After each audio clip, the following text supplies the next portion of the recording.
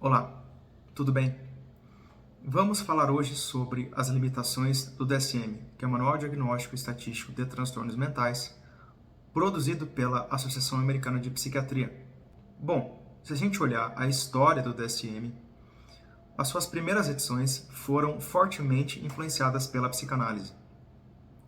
Ocorre que a psicanálise, como bem sabemos, não é considerada uma área médica. Essa influência da psicanálise no DSM fez com que se utilizassem termos como neurose, psicose, e também nas primeiras edições se falava muito em reações, em reaction, ou seja, um transtorno mental seria uma reação de algum evento estressante que aquele paciente experimentou. Portanto, não tem como separar a história da psiquiatria da psicanálise. É uma influência muito forte e também está relacionada com essa dificuldade que a psiquiatria teve e tem inclusive até hoje para se consolidar como uma área médica propriamente dita. Porque a psiquiatria bebeu muito da fonte da psicanálise e bebe muito hoje da psicologia. A psiquiatria vai tentando ser mais objetiva e vai se aproximando mais recentemente das neurociências. E continua bebendo da psicologia, se apropriando também de conhecimentos da psicologia.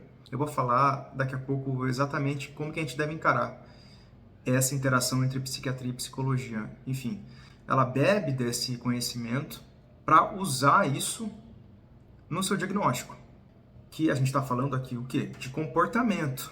Quando a gente pega o DSM, nós vamos encontrar ali sintomas, comportamentos humanos, que vão se encaixar em categorias. Então, uma das grandes limitações do DSM é exatamente o fato desse diagnóstico ser categórico. Ou seja, se o paciente preencher 5 ou 6 critérios em uma lista de 9 ou 10, ele entra no diagnóstico de um transtorno. Por que isso é limitado?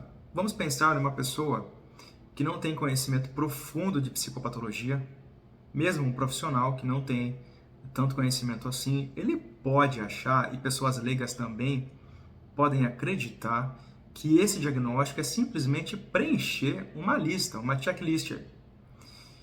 É claro que essa é uma visão que se afasta muito da boa prática da psicologia, do diagnóstico de psicopatologia.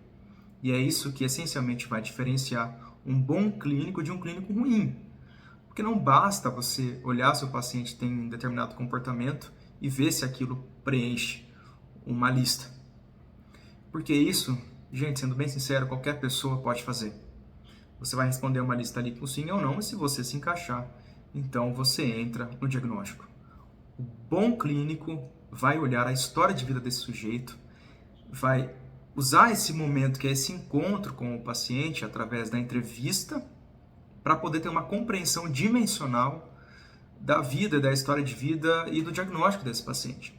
Por essas e outras razões, que existem grandes limitações quando o DSM é utilizado no diagnóstico por psicólogos, que se vai produzir um laudo psicológico e muitas vezes se utiliza como base do psicodiagnóstico o DSM, mas eu vou dizer para vocês que o DSM deve ser usado só como uma das referências aqui.